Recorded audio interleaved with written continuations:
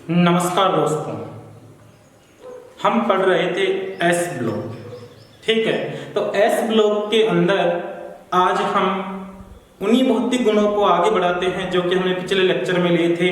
आज हम पढ़ेंगे जल योजन, जल योजन ऊर्जा।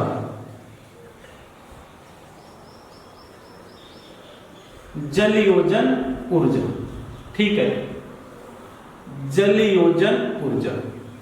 अब देखो, जल योजन ऊर्जा पढ़ने से पहले हमें जल योजन होता क्या है इसको देखना पड़ेगा।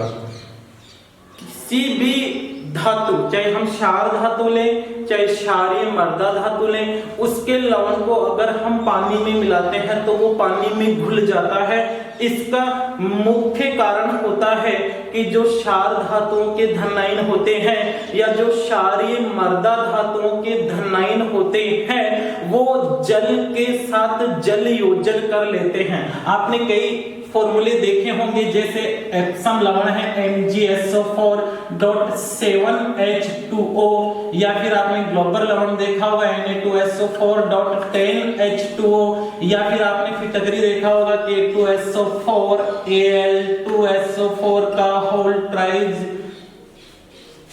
24H2O।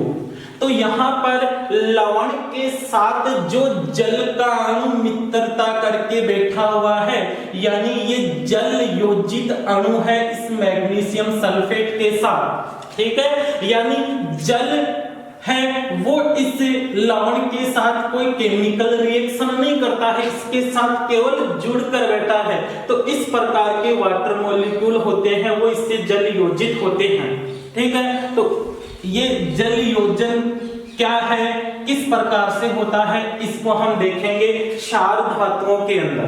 ठीक है, अब देखो, हम जानते हैं क्षार धातुओं के, अगर हम क्षार धातुओं की बात करें, क्षार धातु, तो क्षार धातुओं के अंदर जो धनायन होता है वो प्लस ऑक्सीकरण अवस्था में होता है। हमने क्षार धातुओं में पढ़ा था, लिथियम है, सोडियम है, पोटेशियम है, रुबिडियम है, सीजियम है ना। इन सभी के संयोजी कोष में एक इलेक्ट्रॉन होता है। अगर हम इनका इलेक्ट्रॉनिक कॉन्फ़िगरेशन देखते हैं, इलेक्ट्रॉनिक विन्यास देखते हैं, तो S में एक इलेक्ट्रॉन होता है, इसलिए ये तत्व एक इलेक्ट्रॉन त्याग कर एक संयोजी धनायन बनाते हैं। तो क्षार धातुओं के किसी लवण को अगर पानी के अंदर मिलाते हैं तो ये एक संयोजी धनायन बनाते हैं। अब ध्यान देना, ये जैसे पानी के अंदर एक संयोजी धनायन का निर्माण कर लेते हैं, एक संयोजी धनायन का निर्माण करते हैं, और पानी के अंदर जो H2O होता है, पानी यानी H2O होता है, वहां पर हम देखते हैं तो ऑक्सीजन परमाणु के ऊपर दो लोन पेयर होते हैं, है ना।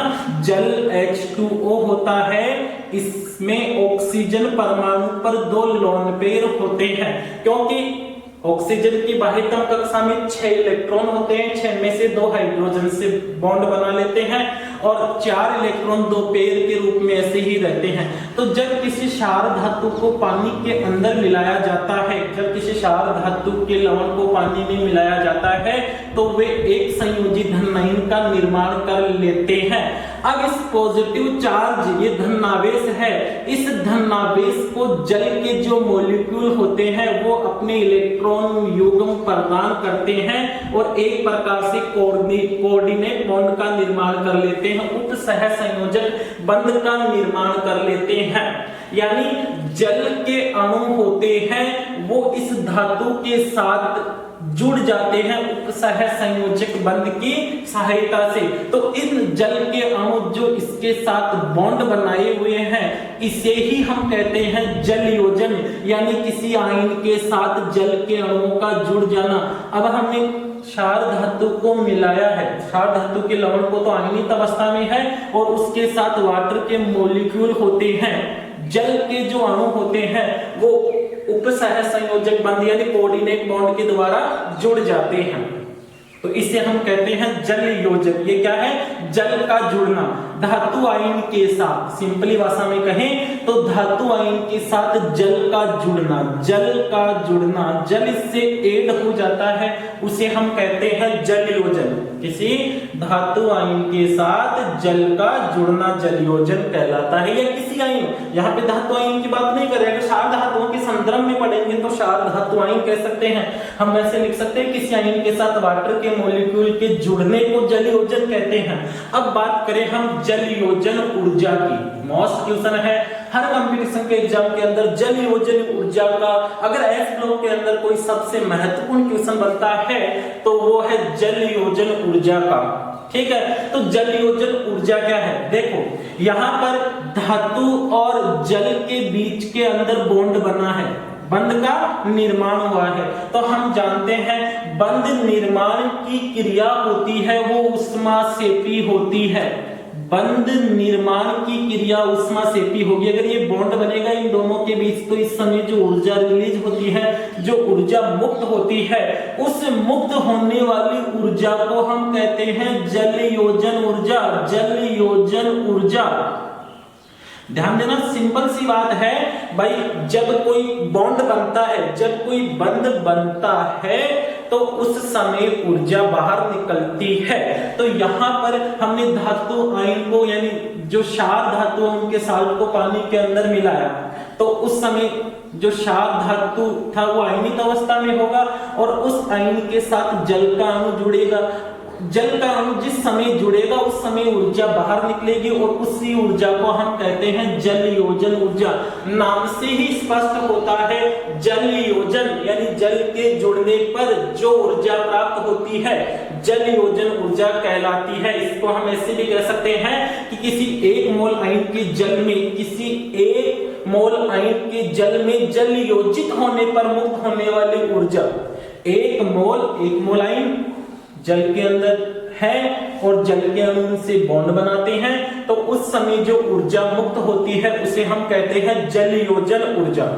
एक मोल आयनों के जल में घुलने पर, जल में जलयोजित होने पर मुक्त होने वाली ऊर्जा को हम कहते हैं जलयोजन। ये तो जलयोजन ऊर्जा की बात हुई। सिंपल सा है कि आयनिक यौगिकों को जल में मिलाने पर वह जल में घुल जाता है क्योंकि उसका जलयोजन होता है, और जलयोजन होने पर मुक्त होने वाली ऊर्जा को ही हम क्या कहते हैं? जलयोजन ऊर्जा कहते हैं। अगर हम जलयोजन ऊर्जा का क्रम देखें कि जलयोजन ऊर्जा क्षार धातुओं में किनकी ज्यादा होगी और किनकी कम होगी, पहले क्षार धातुओं की बात करेंगे, फिर हम क्षारीय मृदा धातुओं की बात करते हैं। ध्यान देना, जलयोजन ऊर्जा या जलयोजन की ही बात करें, जलयोजन समानुपाती होता है आवेश घनत्व के, यानी जिस आयन का आवेश घनत्व ज्यादा होगा उसका जलयोजन ज्यादा होगा और जल के अणु ज्यादा जुड़ेंगे। हम सिंपल सी बात है भाई, जिसके ऊपर जल के अणु ज्यादा जुड़ेंगे, ठीक है, जलयोजन, जल के अणु जुड़ना, और जल के अणु जिस पर ज्यादा जुड़ेंगे उससे ज्यादा ऊर्जा मुक्त होगी, क्योंकि जल के अणुओं के जुड़ने पर, जल के अणुओं के जुड़ने पर मुक्त होने वाली ऊर्जा को हम जलयोजन ऊर्जा कहते हैं। तो जलयोजन यानी जल के अणु किस पर ज्यादा जुड़ेंगे? जिसका आवेश घनत्व अधिक होगा, और आवेश घनत्व जिसका अधिक होगा उसके लिए हम कह सकते हैं कि उसकी जलयोजन ऊर्जा भी ज्यादा होती है। तो हम लिख सकते हैं जलयोजन ऊर्जा भी आवेश घनत्व के समानुपाती होती है। जलयोजन ऊर्जा भी किसके समानुपाती होती है? आवेश घनत्व के। अब अगर हम देखें कि इनमें आवेश घनत्व किसका ज्यादा है, देखो क्षार धातुओं की ऑक्सीकरण अवस्था +1 होती है। अगर क्षार धातुओं की हम ऑक्सीकरण अवस्था देखें तो इनकी ऑक्सीकरण अवस्था होती है वो +1, क्योंकि इनके संयोजी कोष में एक इलेक्ट्रॉन होता है और ये एक इलेक्ट्रॉन त्याग कर एक संयोजी धन आयन का निर्माण करते हैं। संयोजी कोष में एक इलेक्ट्रॉन होने के कारण ये एक इलेक्ट्रॉन त्याग कर एक संयोजी धन आयन का निर्माण करते हैं। तो ऑक्सीकरण अवस्था 1 यानी लिथियम इलेक्ट्रॉन त्याग कर लिथियम प्लस बनाता है, सोडियम Na प्लस बनाता है, पोटेशियम K+ बनाता है, रुबिडियम प्लस बनाएगा और सीजियम भी प्लस बनाएगा। ये इनकी आयनिक अवस्था है +1 ऑक्सीकरण अवस्था में, यानी कि जो साल्ट होते हैं वो प्लस ऑक्सीकरण अवस्था के अंदर ही बनते हैं। अब हमने इनके साल्ट को पानी में मिलाया, आयनों में टूट गए ये, तो इनमें से किसका जलयोजन ज्यादा होगा वो आवेश घनत्व के ऊपर निर्भर करता है। जिसमें आवेश का घनत्व ज्यादा है, जिसमें आवेश का घनत्व ज्यादा है उस पर जल के अणु जुड़ेंगे। ध्यान देना यहाँ पर भाई, जल क्यों जुड़ रहा है इनसे, क्योंकि इनके ऊपर पॉजिटिव चार्ज है ना। इस प्लस चार्ज के कारण ही तो इस पर जल का अणु जुड़ता है। अब आवेश देखो, चार्ज तो समान है लेकिन आवेश की डेंसिटी किस पर ज्यादा है, आवेश का घनत्व किस पर ज्यादा है, इसको हम समझते हैं। ध्यान देना, एक सिंपल सा एग्जांपल लेते हैं। जैसे हमने ये 50 ml पानी लिया, ये 50 ml पानी लिया, 2 गिलास लिए, उनमें 50 ml हमने मिलीलीटर पानी ले लिया। अब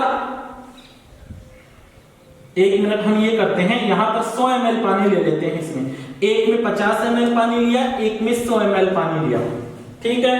अब 1 चम्मच चीनी की इसमें मिला दी हमने, 1 चम्मच शक्कर की, केवल 1 चम्मच शक्कर की इस पानी के अंदर मिलाई। यहां पर भी 1 चम्मच शक्कर की इस पानी के अंदर मिला दी। ध्यान देना, 50 ml पानी के अंदर 1 चम्मच शक्कर की मिलाई, 100 ml पानी के अंदर 1 चम्मच हमने शक्कर की मिलाई।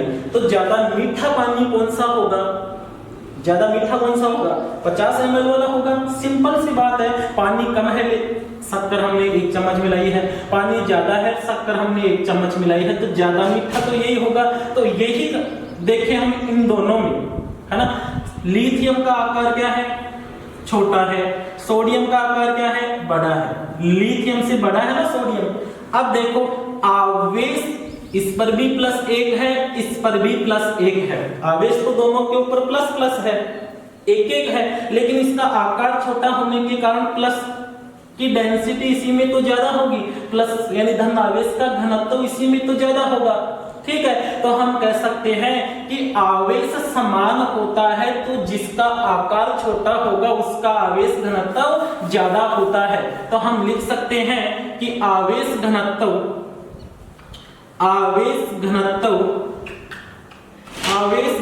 हमेशा आकार के व्युत्क्रमानुपाती होता है। आकार, जिसका आकार छोटा उसका आवेश घनत्व ज्यादा, और जिसका आवेश घनत्व ज्यादा उसका जलयोजन भी ज्यादा। तो जिसका आकार छोटा होगा, सिंपल सी बात है भाई, आकार छोटा है पॉजिटिव चार्ज ज्यादा है, बड़ा आकार है पॉजिटिव चार्ज का घनत्व है, उसकी डेंसिटी है वो कम हो जाएगी, ठीक है। आवेश का आकार बड़ा होगा, घनत्व कम हो जाएगा आवेश का। भाई एक तो प्लस इतनी छोटी सी जगह में है, ठीक है, एक प्लस इतनी बड़ी जगह में है, तो डेंसिटी तो कम होगी ना प्लस की। अभी जैसे हमने देखा था, 1 चम्मच पानी को 50 मिलीलीटर में मिलाया, 1 चम्मच शक्कर को 50 मिलीलीटर पानी में मिलाया, दूसरे में देखा 1 चम्मच शक्कर को 100 मिलीलीटर में, है ना। तो वैसे शक्कर तो 1 चम्मच थी, लेकिन आकार बड़ा होने के कारण मिठास कम हो गई, आयतन ज्यादा होने के कारण। तो सोडियम का आकार बड़ा है तो इसका भी आयतन ज्यादा है, आयतन ज्यादा है तो आवेश का घनत्व कम हो जाता है। आवेश का घनत्व क्या होता है, कम हो जाता है। आवेश का घनत्व कम हो जाने के कारण जलयोजन ऊर्जा का मान भी कम होता है। तो हम लिख सकते हैं, इसको डायरेक्ट लिखना चाहिए तो हम लिख सकते हैं जलयोजन ऊर्जा हमेशा आकार के व्युत्क्रमानुपाती होती है, परमाणु आकार के व्युत्क्रमानुपाती होती है। जिसका परमाणुवीय आकार छोटा होता है उसका जलयोजन अधिक होता है। जिसका परमाणु आकार जितना छोटा, सिंपल लाइन देखो क्वेश्चन यहीं से बनेगा, जिसका परमाणु आकार छोटा आकार है तो उसका जलयोजन ज्यादा होगा। सिंपल सी बात है कि जिसका परमाणु आकार छोटा है उस पर जल के अणु ज्यादा जुड़ते हैं। ज्यादा क्यों जुड़ते हैं ये तो हमने देखा, क्योंकि उस पर आवेश का घनत्व ज्यादा है। घनत्व ज्यादा है तो जल के, वाटर के जो मॉलिक्यूल है, पानी जल नीर के जो अणु है उसके ऊपर ज्यादा ऐड होते हैं, ज्यादा मजबूती से उससे जुड़ते हैं। और जितनी ज्यादा मजबूती से जुड़ेंगे ऊर्जा उतनी ही ज्यादा रिलीज होगी, ऊर्जा उतनी ही ज्यादा बाहर निकलेगी, यानी जल योजन ऊर्जा उतनी ही अधिक होगी।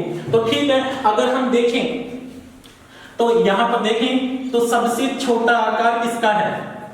सबसे छोटा आकार का क्रम देखें, हम आकार देखें तो सबसे छोटा आकार किसका है? केवल आकार की बात कर रहे हैं अभी। लिथियम छोटा है ना? अरे लिथियम छोटा है भाई, इसका आकार लिथियम छोटा है क्योंकि ये वर्ग में सबसे ऊपर आता है। हमने पढ़ा था वर्ग में ऊपर से नीचे जाने पर आकार बढ़ता है कोषों की संख्या बढ़ने के कारण। तो सबसे छोटा आकार लिथियम का, आकार की बात कर रहे हैं अभी, है ना? लिथियम से ज्यादा सोडियम, सोडियम से ज्यादा पोटेशियम, पोटेशियम से ज्यादा रुबिडियम, रुबिडियम से ज्यादा सीजियम, ये इनके आकार का क्रम है।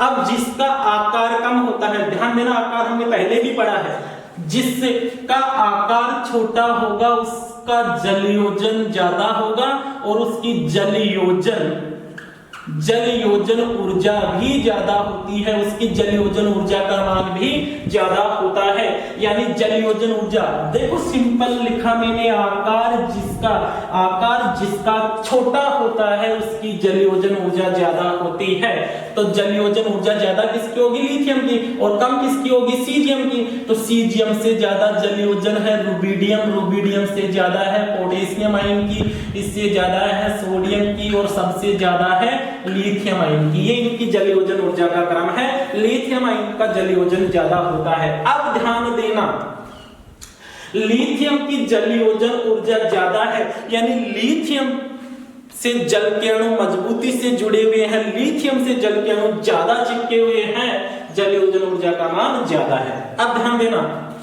अगर जल योजन हो गया, जल योजन पानी में होगा ना, तो पानी में आकार देखें अब इनका, अगर पानी में के आकार की बात करें हम, ध्यान देना, सबसे छोटा आकार परमाणु आकार किसका है? लिथियम का। सबसे छोटा आकार किसका है? लिथियम का। लिथियम का छोटा आकार है तो इसकी जल योजन ऊर्जा ज्यादा है। लिथियम का छोटा आकार है तो इसकी जल योजन ऊर्जा का मान अधिक है। समझना, लिथियम का छोटा आकार है तो इसकी जल योजन ऊर्जा का मान अधिक है। अब जल योजन ऊर्जा ज्यादा है, यानी लिथियम के ऊपर जल के अणु मजबूती से ज्यादा जुड़ गए। जल के अणु, समझना इसको, लिथियम से जल के अणु ज्यादा जुड़ गए हैं तो पानी के अंदर, जल के अंदर आकार बड़ा किसका हो गया? देखो परमाणु अवस्था में तो लिथियम का छोटा आकार था, छोटा आकार होने के कारण जल के अणु इस पर ज्यादा जुड़ गए हैं, और लिथियम पर जल के अणु ज्यादा जुड़ गए हैं। जल के अणु ज्यादा जुड़े हैं तो जल के अंदर ये मोटा हो गया ना, जल के अंदर इसका आकार बड़ा हो गया ना। तो पानी के अंदर, जल के अंदर इनके आकार की बात करें, है ना, जल के अंदर अगर इनकी आकार देखें, जल के अंदर तो सीजियम से बड़ा होगा रुबिडियम से बड़ा है पोटेशियम से बड़ा है सोडियम से बड़ा है लिथियम। पानी के अंदर आकार याद रखना, क्वेश्चन में लिखा हुआ आ जाए कि जल में कौन सा आयन बड़े आकार का है, तो आपको लिखना है कि जिसका जल योजन ज्यादा है, जिसका जल योजन ज्यादा है पानी में आकार भी उसी का ज्यादा होगा। अब यहाँ पर देखो लिथियम सबसे बड़े आकार का है ना, क्षार धातुओं में सबसे बड़ा आकार किसका है? लिथियम का। पानी के अंदर की बात है ये, है ना, अंदर की बात है ये पानी के। जबकि वैसे परमाणु आकार अगर पूछा जाए तो लिथियम का सबसे छोटा है, लेकिन लिथियम पर जल के अणु ज्यादा जुड़े हैं, इसलिए ज्यादा जल के अणु जुड़ गए हैं, ज्यादा भार हो गया इसका, ज्यादा आकार हो गया है इसका। तो पानी के अंदर बड़ा आकार किसका है? लिथियम का, सीधी सी बात है। और लिथियम का आकार बड़ा है पानी के अंदर। अब बड़ा आकार है तो इसकी गतिशीलता पर क्या प्रभाव पड़ेगा? गतिशीलता देखें, यानी कौन सा पानी के अंदर ज्यादा गति करेगा? बताओ, छोटे आकार का या बड़े आकार का? अरे भाई, जो जितना छोटा है उसकी गति उतनी ही ज्यादा होगी ना, और जो ज्यादा मोटा है, ज्यादा बड़ा है, उसकी गति कम होगी।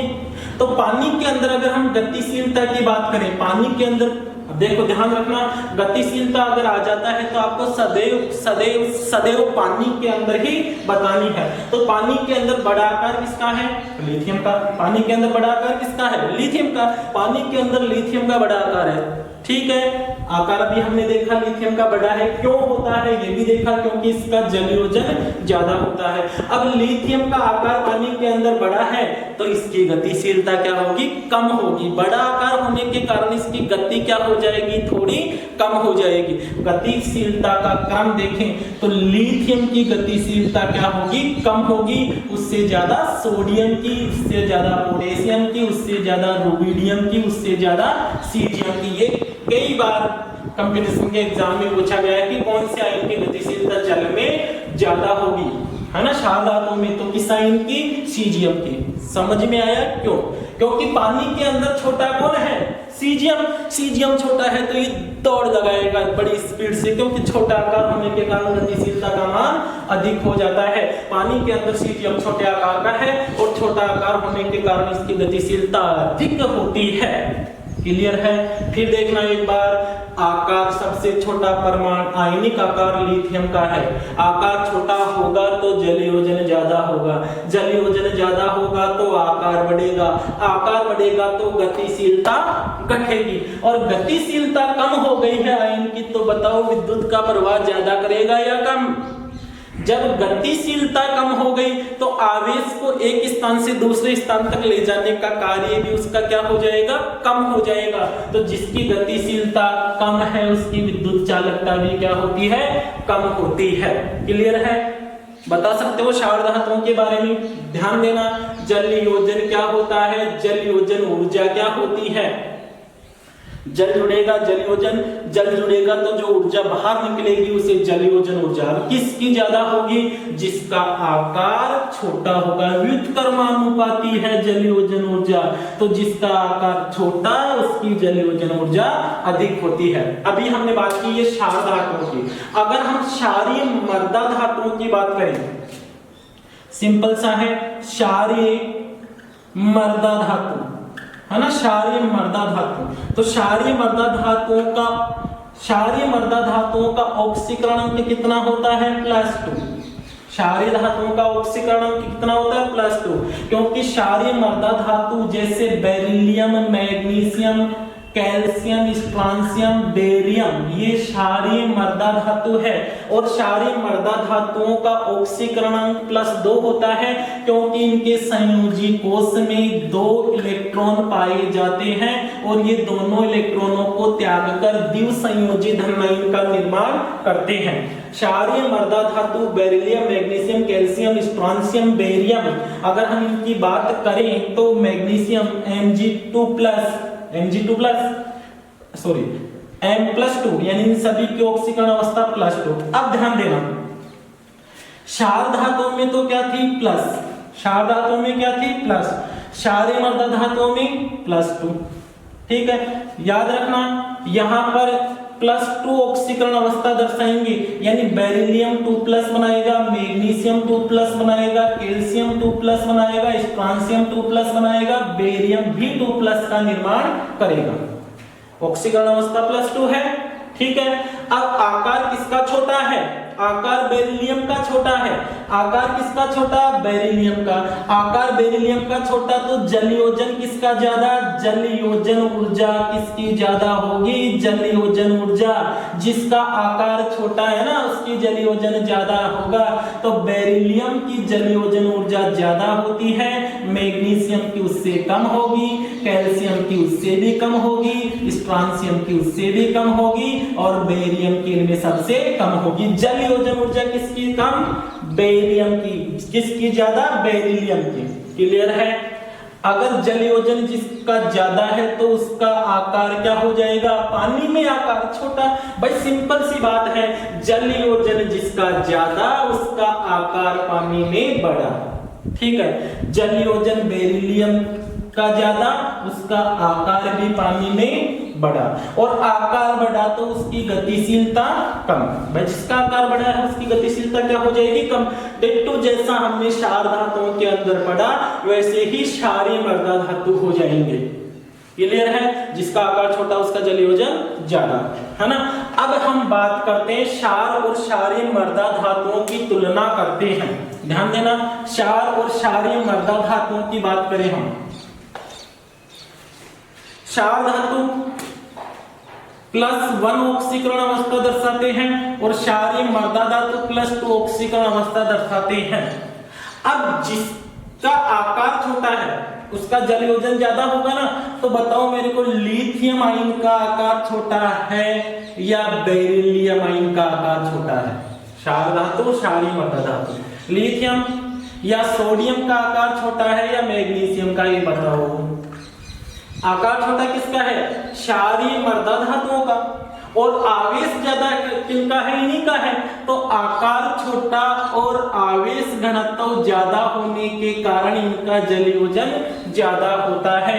यानी वर्ग फर्स्ट के तत्वों की अपेक्षा, मतलब क्षार धातुओं की अपेक्षा क्षारीय मृदा धातुओं की जलयोजन ऊर्जा का मान अधिक होगा। जलयोजन ऊर्जा ज्यादा होगी तो पानी के अंदर आकार भी अधिक होगा। ठीक है, जलयोजन ऊर्जा बता सकते हैं हम अच्छी तरह से। वर्ग फर्स्ट के तत्वों की अपेक्षा वर्ग सेकंड के तत्वों की जलयोजन ऊर्जा अधिक होती है। भाई सिंपल सी बात है, आवेश का घनत्व ज्यादा हो गया ना, और आकार क्या हो गया? छोटा। आकार छोटा है, आकार छोटा है तो छोटा आकार होने के कारण इस पर जल के अणु ज्यादा जुड़ेंगे। जल के अणु ज्यादा मतलब ज्यादा अट्रैक्ट होंगे जल के अणु, समझना इसको। जल के अणु ज्यादा अट्रैक्ट होंगे, ज्यादा प्रबलता से जुड़ेंगे, इससे तो ऊर्जा ज्यादा ही मुक्त होगी। तो जिसका आकार छोटा होता है उसकी जलयोजन ऊर्जा अधिक होती है। क्लियर है, जिसकी जलयोजन ऊर्जा ज्यादा होगी उसका पानी में आकार बड़ा होगा। जिसका पानी में आकार बड़ा होगा उसकी गतिशीलता कम हो जाएगी, और गति ही कम करेगी तो विद्युत का प्रवाह भी उस आयन का कम होगा, यानी विद्युत के प्रवाह की दर में कमी आती जाएगी। तो जलयोजन ऊर्जा पूछे, पानी में आकार पूछे, गतिशीलता पूछे, तो आप ऐसे लोग के तत्वों की, क्षार धातुओं की, क्षारीय मृदा धातुओं की आसानी से बता सकते हो। थोड़ा सा यहाँ पर याद रखना, क्षार धातुओं की अपेक्षा क्षारीय मृदा धातुओं की जलयोजन ऊर्जा का मान अधिक होता है। कारण पूछने के कारण ऐसा क्यों है कि क्षारीय मृदा धातुओं की जलयोजन ऊर्जा ज्यादा होती है, तो इसका कारण आपको बताना है। देखो, एक तो छोटा आकार जिसका छोटा है उसकी जलयोजन ऊर्जा ज्यादा है। दूसरा, आवेश घनत्व का ज्यादा होना। भाई छोटा आकार है, +2 चार्ज है तो आवेश का घनत्व भी अधिक होता है। जलयोजन ज्यादा होगा, आवेश का घनत्व ज्यादा होगा। जलयोजन ज्यादा तो जलयोजन ऊर्जा का मान भी ज्यादा होता है। ठीक है दोस्तों, तो आराम से आप अच्छी तरह से जलयोजन ऊर्जा समझो। जलयोजन ऊर्जा क्या है, जल किस प्रकार से जुड़ता है, किस प्रकार से ऊर्जा रिलीज होती है, कि जलयोजन ऊर्जा का क्रम क्या है। दोस्तों, ये जलयोजन ऊर्जा है। अगला वीडियो लेकर आएंगे तुरंत ही। चैनल को लाइक और सब्सक्राइब जरूर करना ताकि नए अपडेट आपको लगातार मिलते रहे। जय हिंद, जय भारत।